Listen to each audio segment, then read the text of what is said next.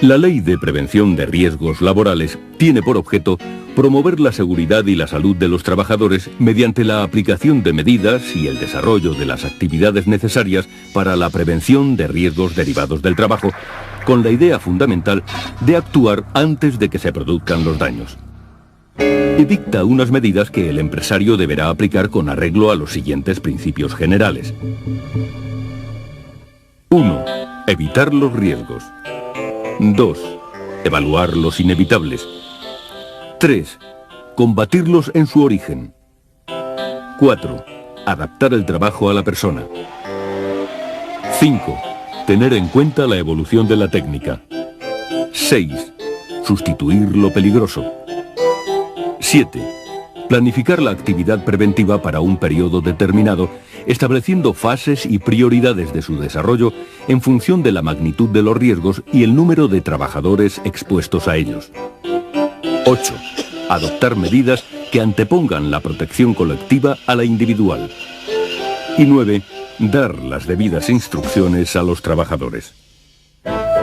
El empresario deberá consultar a los trabajadores y permitir su participación en el marco de todas las cuestiones que afecten a la seguridad y a la salud en el trabajo y organizará los recursos necesarios para el desarrollo de las actividades preventivas con arreglo a una de estas 4 modalidades o alguna combinación de ellas, asumiendo personalmente tal actividad, designando a uno o varios trabajadores para llevarlas a cabo, constituyendo un servicio de prevención propio o recurriendo a un servicio de prevención ajeno. Veamos un caso concreto, el del sector alimentación en la comunidad andaluza. Un sector que integra industrias como las cárnicas, las de elaboración y conservación de pescado, las de preparación y conservación de frutas y hortalizas, fabricación de grasas y aceites, lácteas, molinos y fábricas de harina o elaboración de bebidas, entre otras. En este sector, los accidentes más comunes son, por este orden, los producidos por sobreesfuerzos, casi una cuarta parte del total, golpes por objetos o herramientas, caídas de personas al mismo nivel, atrapamiento por o entre objetos, caídas de personas a distinto nivel y pisadas sobre objetos, existiendo asimismo otras situaciones de riesgos tales como la exposición a riesgos biológicos e higiénicos, que aun no teniendo la cuantificación de las anteriores, sí tienen una importancia cualitativa elevada. Pero veamos con detalle algunos de estos factores de riesgos y con qué condiciones mínimas de seguridad evitarlos, agrupándolos en 5 grandes apartados. A. Riesgos derivados de la manipulación manual de cargas.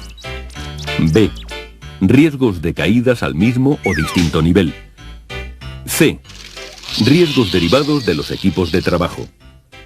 D. Riesgos de exposición a contactos eléctricos. Y E. Riesgos derivados de la exposición al ruido. A. Riesgos derivados de la manipulación manual de cargas. En este apartado, los factores de riesgos más comunes son 4. 1. Una carga demasiado pesada, o demasiado grande, o difícil de sujetar. 2. Un esfuerzo físico demasiado grande o realizado cuando el cuerpo está en posición inestable. 3. Un esfuerzo físico demasiado frecuente o prolongado en el que intervenga en particular la columna vertebral. Y 4. La falta de aptitud física para realizar la tarea en cuestión. Frente a ello, las disposiciones mínimas son 2. 1. Evitar la manipulación manual de cargas. Y 2. Formación e información sobre la forma correcta de manipular las cargas. B. Riesgos de caídas al mismo o distinto nivel. En este apartado, los factores de riesgo más comunes son 4. 1. Suelos y pavimentos de rampas, escaleras y plataformas resbaladizas o con irregularidades. 2. Falta de orden y limpieza. 3. Aberturas en suelos o lados abiertos de escaleras, rampas, plataformas y muelles. Y 4. Escaleras de mano defectuosas o en mal estado. Frente a ello, las disposiciones mínimas de seguridad son 6. 1. Suelos no resbaladizos, sin irregularidades y pendientes peligrosas, así como pavimentos de rampas, escaleras y plataformas de materiales no resbaladizos o con elementos antideslizantes. 2. Los lugares de trabajo se mantendrán limpios y las zonas de paso, salidas y vías de circulación, especialmente las previstas para evacuación en caso de emergencia, estarán libres de obstáculos y debidamente señalizadas. 3. Se eliminarán con rapidez los desperdicios, manchas de grasa, residuos de sustancias peligrosas y demás productos residuales que puedan originar accidentes o contaminar el ambiente de trabajo. 4. Las aberturas o desniveles que supongan un riesgo de caída se protegerán mediante barandillas u otros sistemas de protección. 5.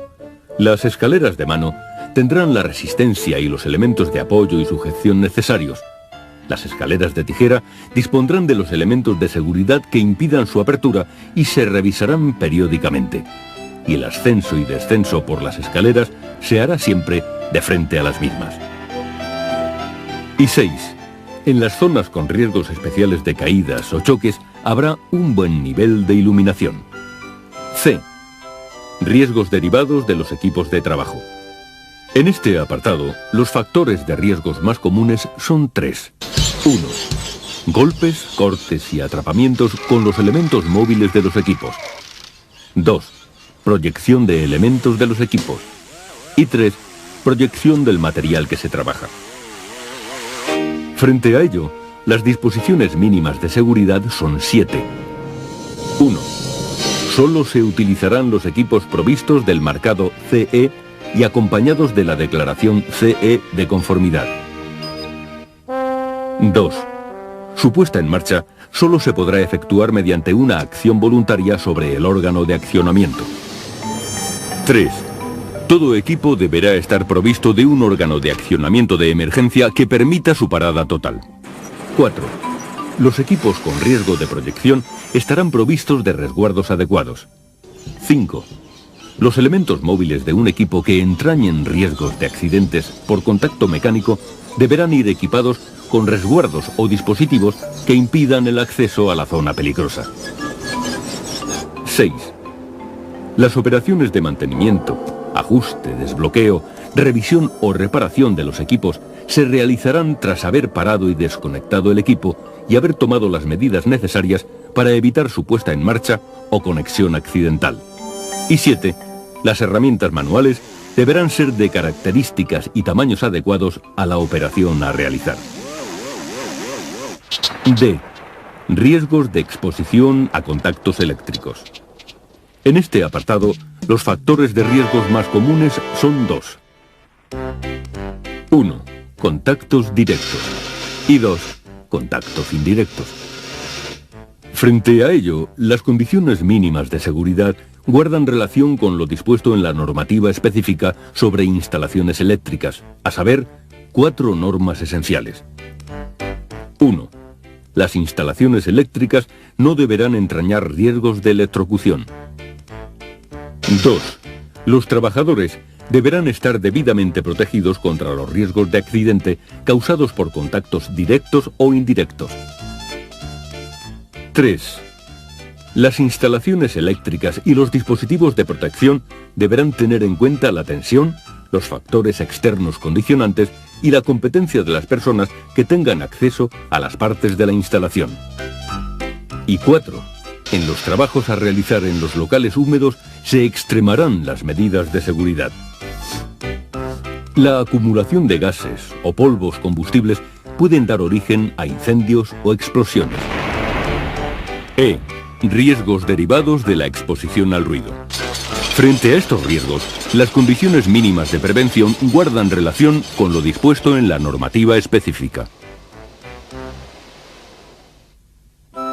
Con estos ejemplos, les hemos querido mostrar que estamos hablando de una ley que persigue, ante todo, crear una auténtica cultura preventiva y que, por tanto, involucra a toda la sociedad en su conjunto.